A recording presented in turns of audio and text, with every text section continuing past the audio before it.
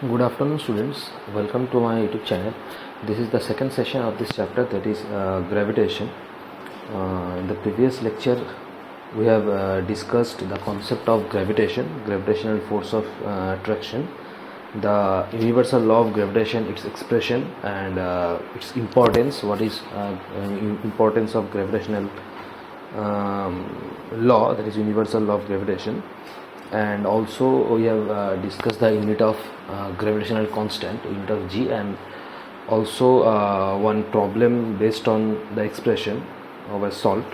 And today we will discuss the remaining topics, and so the lecture will start from the first topic, that is Kepler's law of planetary motion. The next topic is that Kepler's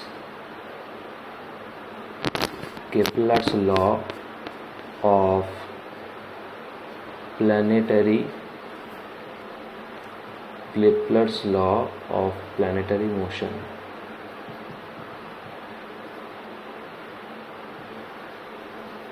Now John Kepler, more precisely Johannes Kepler, he proposed three laws of planetary motion.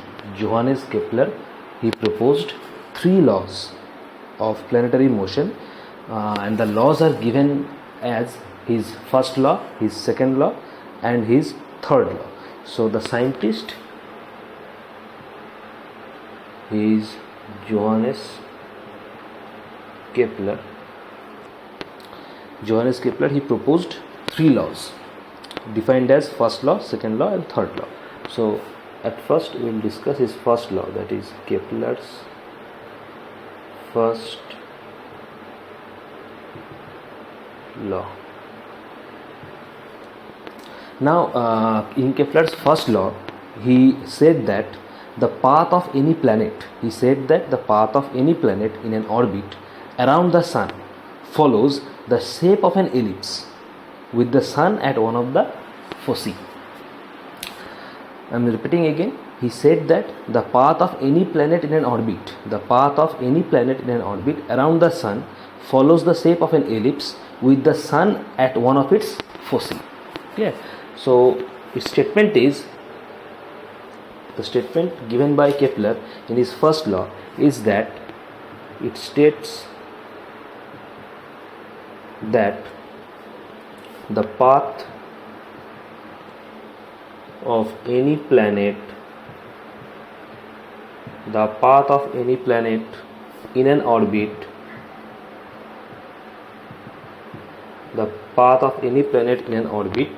around the sun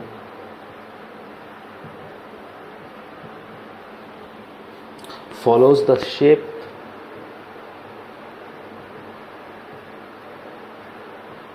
an ellipse with the sun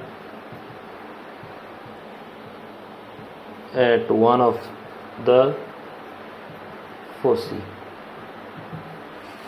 It states that the path of any planet in an orbit around the sun follows the shape of an ellipse with the sun at one of the foci. That is the statement given by Kepler's first law. If we want to study it diagrammatically, then that is the elliptical path or ellipse that Kepler is talking about. And suppose this is the center point,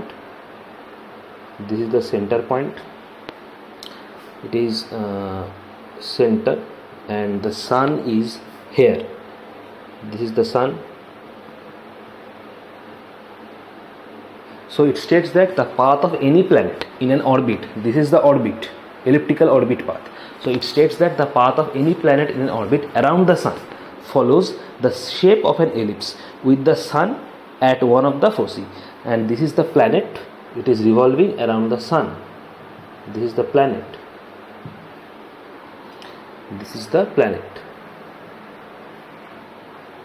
Clear?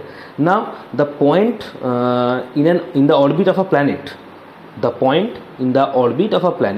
nearest to the sun, a point which is nearest to the sun is called perihelion position, and the point which is farthest from the sun is called as aphelion position. So there is two position in this orbit of a planet.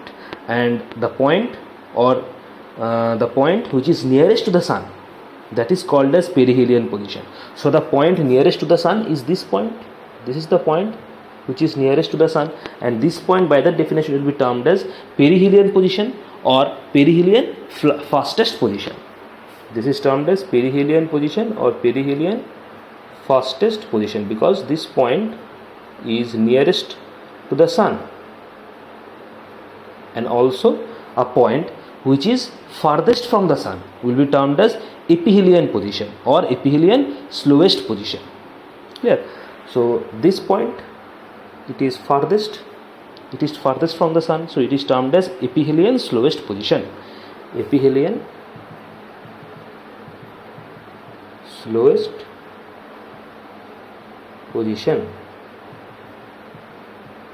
Ephelion slowest position.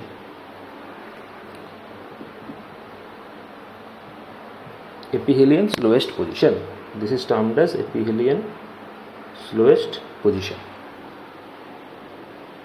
Okay. Now this position is sometimes also said motion also, that is you can say perihelion fastest position or perihelion fastest motion. So this will also can be replaced by motion, that is ephelion slowest position or ephelion slowest motion. So this is the Kepler's first law. This is an elliptical path or elliptical orbit. It shows Kepler's first law. So it is an ellipse. It is an ellipse showing Kepler's first law. It is an ellipse showing Kepler's first law. So he said that the path of any planet in an orbit, this is the elliptical orbit or path of an orbit around the sun. This is the sun and the planet is revolving around the earth. So he said that when a planet revolves around the earth in an orbit, it follows the shape of an ellipse with the sun will be at one of its foci. That is the statement given by Kepler in his first law. So that's all about Kepler's first law. Moving to Kepler's second law. Kepler's second law of motion. Kepler's second law. Kepler's second law. Now, in second law, he states that an imaginary line. He states that an imaginary line from the sun to the planet. If we draw an imaginary line from the sun to the planet that sweeps equal area in equal interval of time. He said that if we draw an imaginary line from the sun to the planet, it sweeps out equal area in equal interval of time. That is the statement given by Kepler in his second law, which is known as Kepler's second law. So he said that, or he states that,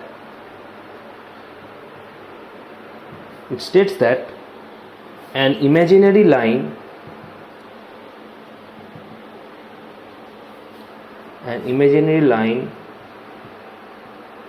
drawn from, it states that an imaginary line drawn from the sun, or you can say that an imaginary line from the sun, just write from the sun, an imaginary line from the sun to the planet, sweeps out equal area in equal intervals of time,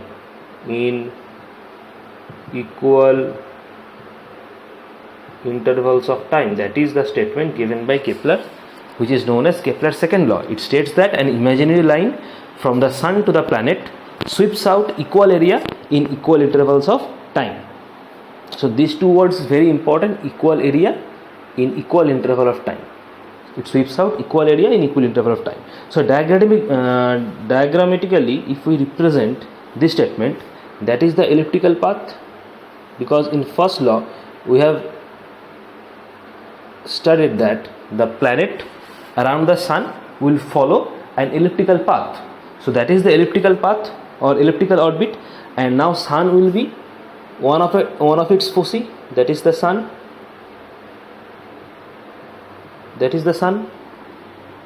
Suppose the position is O position and this is the sun. Clear? Now if the time of traveling if the time of traveling, suppose this is the sun, and the planet is initially at position A. The planet is initially at position A and it moves to B, like the motion will be here. The planet initially is at A position and it moves from A to B, and the time of traveling from A to B, and when the planet will after revolving, it will revolve like this, so while the planet is revolving around the sun, suppose at one time planet is at position D and then its position will be C, so the planet will revolve like this. So while revolving, the planet will be at C and then the planet will be at D, so its motion will be like this. If the planet initially is at A, it will move in an elliptical path. That means it will move towards this path, it will follow this elliptical path. So initially the planet is at A, it moves, and at a time T, suppose the planet is at position B and then it is revolving. After a certain time it will be at C position and then finally it will be at D position. So Kepler's second law states that if the time of traveling of a planet from A to B and from C to D, the time of traveling from A to B and from C to D is same, then the area means the area, that is the COD portion area, and this area, that is OAB portion area, will be equal.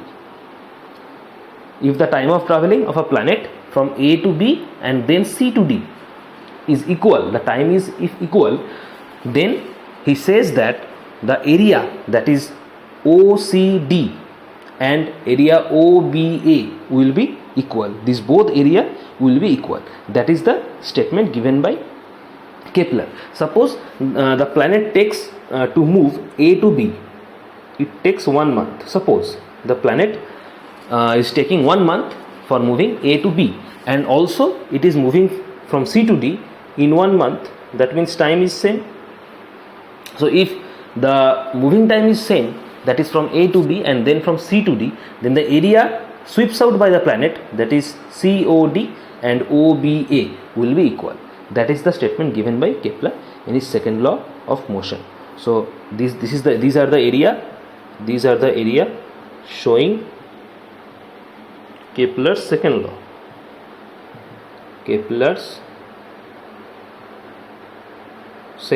Areas showing Kepler's second law. Clear? So just you will write the time of traveling from A to B and from C to D is same. Just write, if the time of traveling of a planet from A to B and from C to D is same, then the area COD and AOB are equal. Clear? Next, moving to Kepler's last law, that is third law of planetary motion. Kepler's third law of planetary motion. Kepler's third law of planetary motion. Kepler's third law of planetary motion. It states that Kepler's third law of planetary motion states that cube of the mean distance of a planet from the sun, is directly proportional to the square of its orbital period. That means, suppose the distance from sun is r, the distance of the planet from the sun suppose is r, and the orbital period, suppose that is the orbital period, means the time taken by the planet to revolve one orbit, around the sun, that is the orbital period. So if the distance of planet from the sun is r and the orbital period is t, then by this law, that is Kepler's third law, it says that r to the power 3 proportional to t square, that means cube of the mean distance of a planet will be directly proportional to the square of the orbital period. Mathematically it is represented as r to the power 3, that is cube of the mean distance will be directly proportional to the orbital period, that is square of the orbital period, that means t square. Clear? That is the mathematical expression. So write in statement form. So Kepler's third law, it states that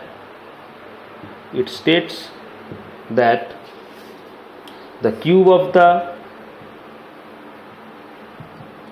mean distance,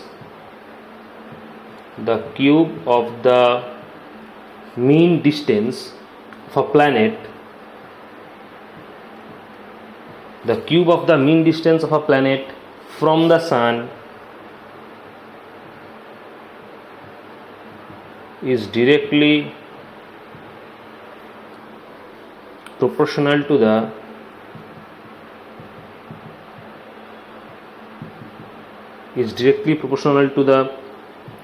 square of its orbital period,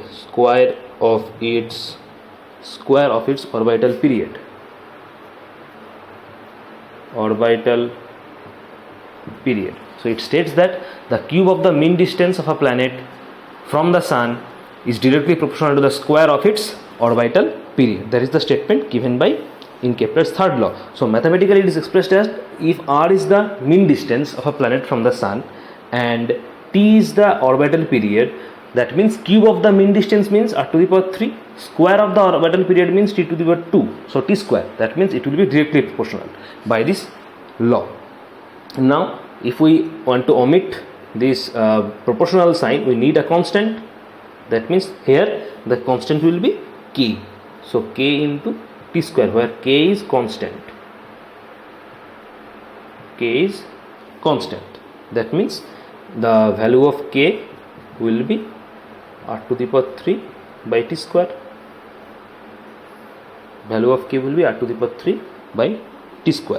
Now this k, it is a constant and it is termed as Kepler constant. It is termed as Kepler constant, and the value of Kepler constant is k equals to r to the power 3 divided by t square, when t is the time period of the planet, t is the time period or orbital period, of the planet, and r is the mean distance of a planet from the sun, or you can say the radius of the mean distance of a planet from the sun. Clear? So that's the expression or statement of Kepler's third law. Clear? Now Isaac Newton, he is an also famous scientist.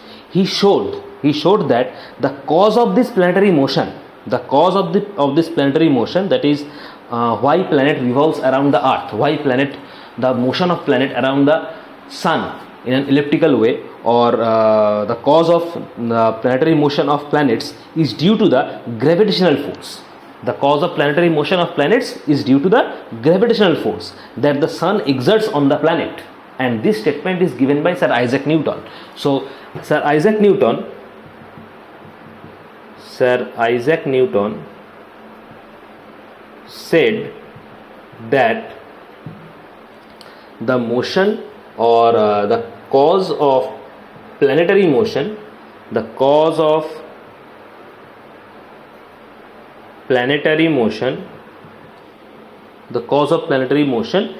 is the, what is the cause? Cause is the gravitational force.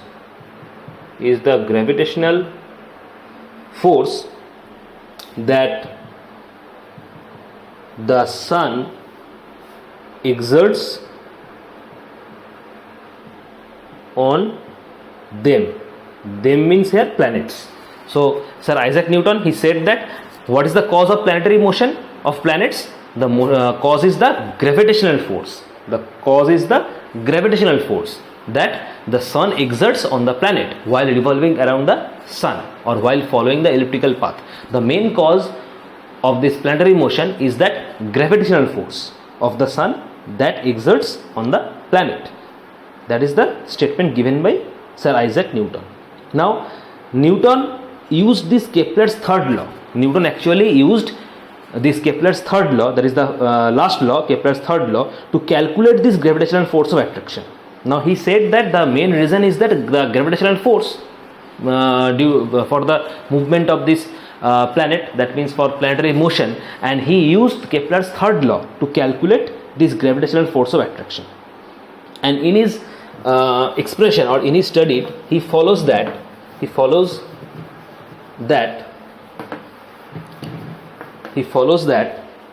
suppose he follows that if orbital velocity is v, he follows that if v is the orbital velocity, and r is suppose radius, v is the orbital velocity and r is suppose the radius of the orbit, r is the radius of the orbit, then the force acting on an orbiting planet, then he told that an force which is acting on the orbital planet, it is given by the force F equals to mv square by r, where m is the mass of the planet,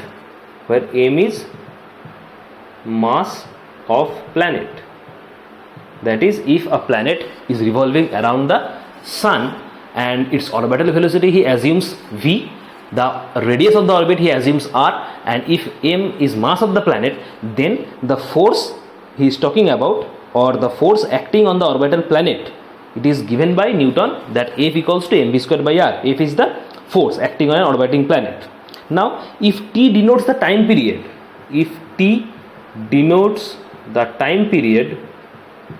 or you can say orbital period, so given by t equals to 2 pi r, he gives that t equals to 2 pi r by v, where 2 pi r is the perimeter of the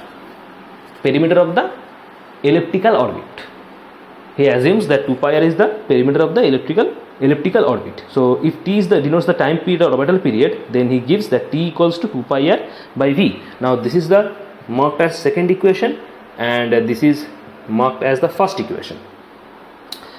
From second equation, we can easily calculate that v equals to 2 pi r by t, that is, v is the orbital velocity, that is equals to 2 pi r by t. Now see that F equal to mv square by r, and here v equals to 2 pi r by t.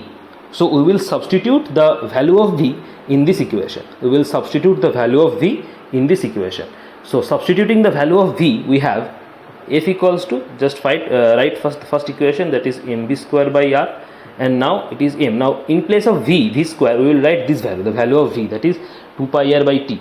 Now it is m by r here, and it is v square. Now v is 2 pi r by t, so just substitute the value of v, 2 pi r by t, and as it is square, so it will be square.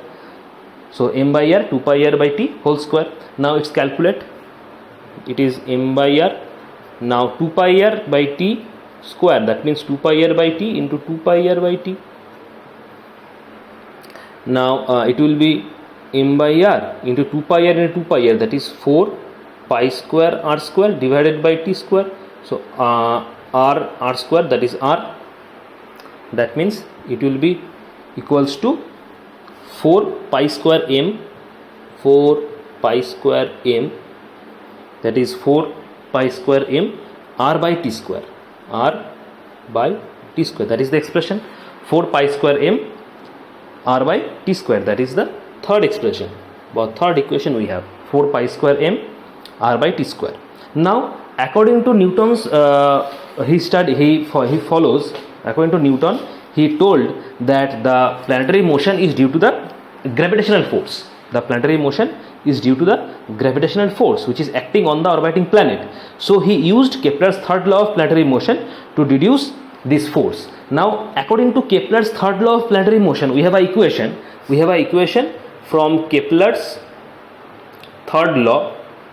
The equation was r to the power 3 equals to kt square. That was the equation from Kepler's third law, where r is the mean distance of the planet from the sun, k is Kepler's constant, and t was the orbital period.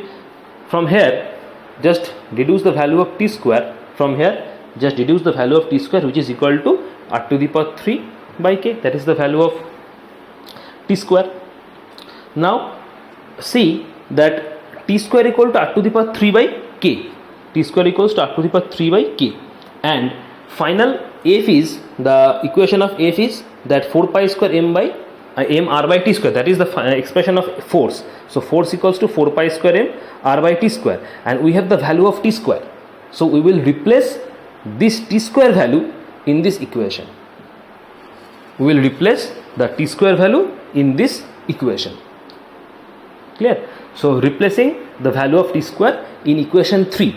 So we have f equals to 4 pi square m r divided by, that is t square, and in place of t square we will write r to the power 3 by k. So we will write r to the power 3 by k, because the value of t square is r to the power 3 by k, and here it is t square, so we will write r to the power 3 by k. Now it is further simplification, that is 4 pi square m, that will be f force, and it will be k into r divided by r to the power 3. That means r to the power 3, it will be r square.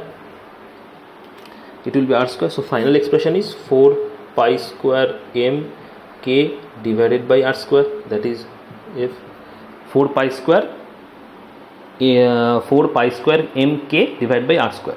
4 pi square m k divided by r square. That is the final expression of force. So this force is the main reason for this planetary motion. Newton told this fact, and he also used Kepler's third law to express his statement by giving this equation. So F equals to 4 pi square mk divided by r square, where m is the mass of planet, k is Kepler's constant, and r is the mean distance of the planet from the sun. So this gravitational force between the sun and the planet is inversely proportional to the square of the distance between the center. Now square of the distance means here r is the square of distance. R is the square of the distance, because it is given r square. It is given r square, and r here assumes as the distance between the sun and planet. That means from this equation we can clearly say that the gravitational force, which is F, the gravitational force between the sun and the planet, it is inversely proportional to the square of the distance between the center. Square of the distances between the center, that is inversely proportional. Clear? So that is the equation given by Newton using Kepler's third law of planetary motion. So this is very important. This expression is very important. Question can come in your exam in the form of the expression. It will be asked like this: prove F equals to 4 pi square mk by r square using Kepler's third law of planetary motion. Next. So that's all about Kepler's three laws: first law, second law, the expressions, Kepler's third law, and how Newton used Kepler's third law to deduce the gravitational force. Next concept is acceleration due to gravity. Acceleration due to gravity.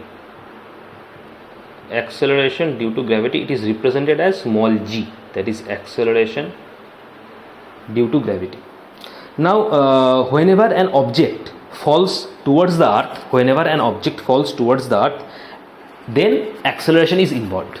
Whenever an object falls towards the earth, there an acceleration is involved, and this acceleration is due to the earth's gravitational pull, because we know that earth attracts every object, or every object is attracted towards the earth. So if we fall an object, or if we fall an object, it will be always attracted towards earth, and the acceleration that is involved due to this earth's gravitational pull, or due to this earth's gravitational attraction, is told as, or is said as, acceleration due to gravity, which is represented as small g. So this acceleration is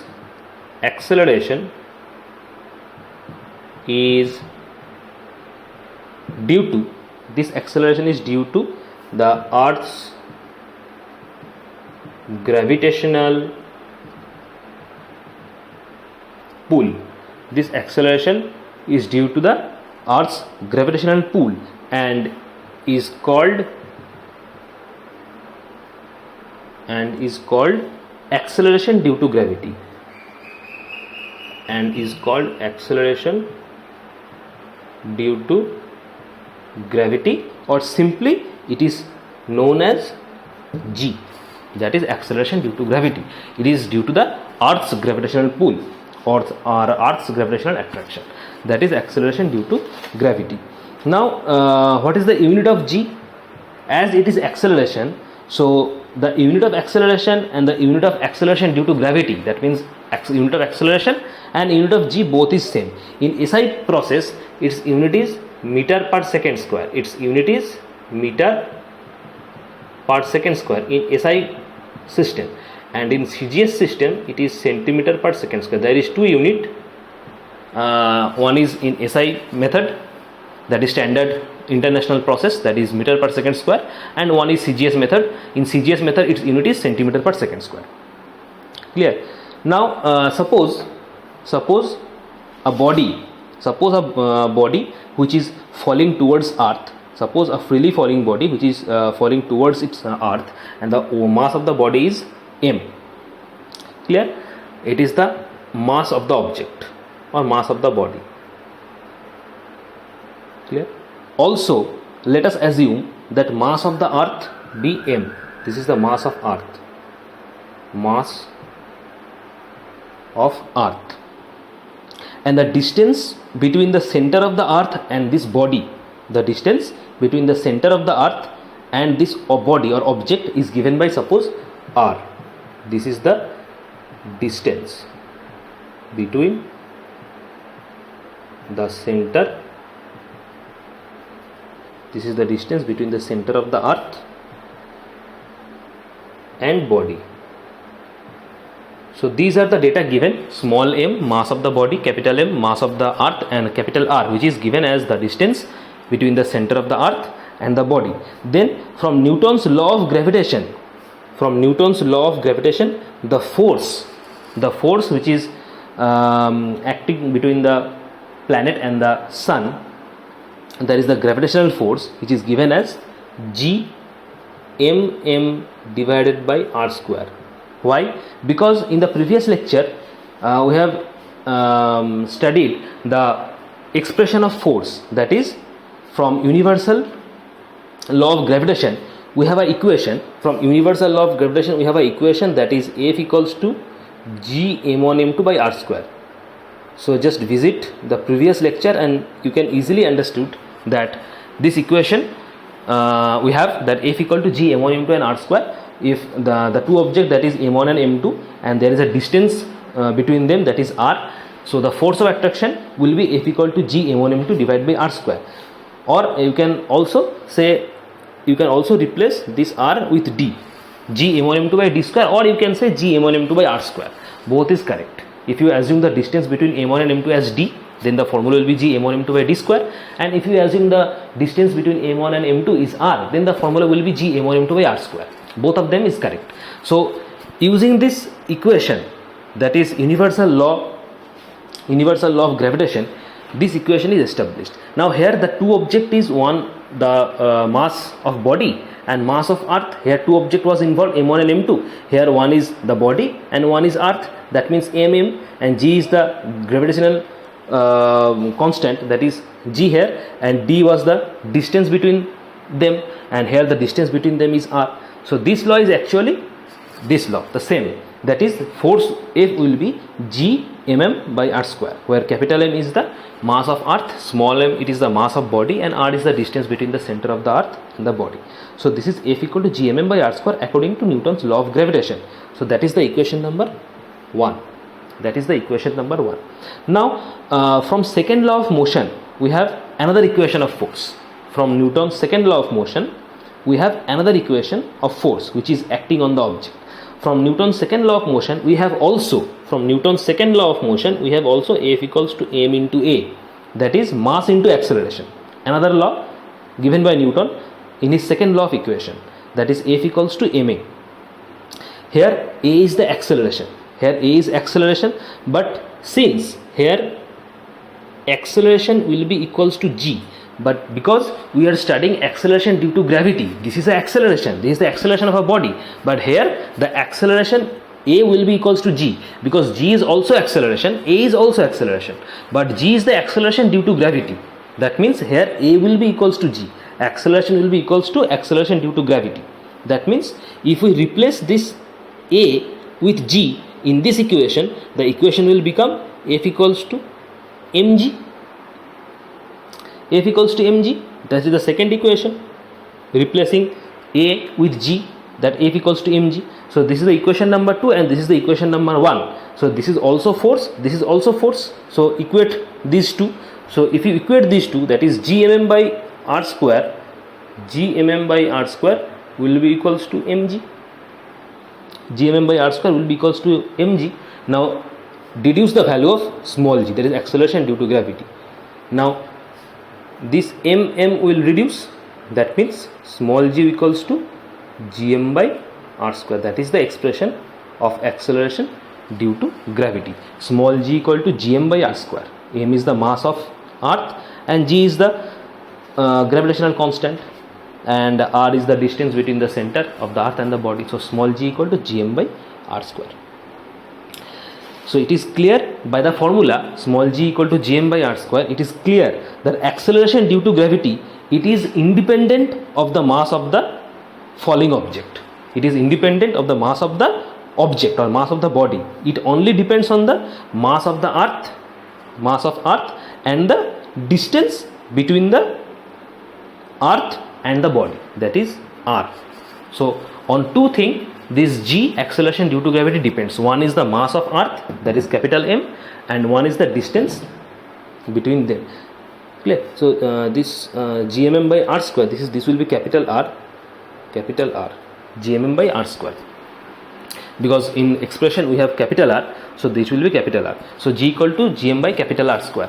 So r is the distance between the center of the earth and the body, and m is the mass of the earth. So on these two things, the acceleration due to gravity g will be dependent, and it is independent on, g is independent on mass of the body, it is independent on the mass of the body.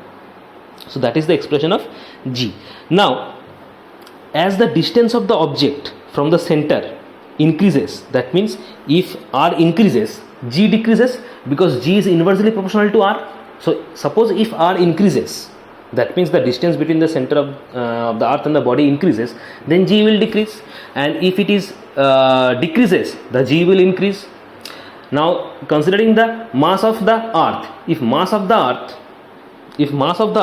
it is fixed, that means mass of the earth will be fixed, it will not either decrease or it will not either increase, only the difference will be r, that is the distance between the center of the earth and the body. As g is inversely proportional to r, so if r decreases, g increases, if r increases, g will decrease. Clear? So that is the acceleration due to gravity. Now what is the value of this acceleration due to gravity? What is the value of g? The value of g, now small g, we have an expression small g equal to gm by r square. So g is the gravitational constant, and we have the value of g, that is 6.67 into 10 to the minus 11. In the previous lecture I have told that remember this value of g. So g equal to 6.67 into 10 to the power minus 11, and mass of the earth, just it is 6 into 10 to the 24. Remember also this value, the mass of the earth is 6 into 10 to the power 24 kg, and r is the radius of the earth or the distance, it will be capital R. R is the radius of the earth or the distance between the sun and the distance between the earth and the celestial body or earth and the object, the distance between the earth and the object. R is the distance between the earth and the object, or you can say the radius of the earth. So r here given as 6.4, the radius of the earth, the value of radius of the earth is 6.4 into 10 to the power 6, 10 to the power 6. So r square, that is 6.4 into 10 to the power 6 whole square. So this is the universal gravitational constant capital G, this is mass of the earth capital M, and this is radius of the earth, 6.4 into 10 to the power 6. So remember all these value. If you calculate or if you simplify, your value will be 9.8, approx 9.8. Unit will be meter per second square. That is the value of G we have. Clear? So this is the calculation, how we calculate the acceleration due to gravity. Clear? So that's all for today. We have studied Kepler's 3 law of motion, that expression, how Newton utilized the Kepler's third law to deduce the gravitational force, and the concept of acceleration due to gravity, its expression, its unit, and its value. So that's all for today's session. Next session we will continue this chapter, and I guess more 2 or 3 lectures will be required to complete this chapter. Okay? Thank you.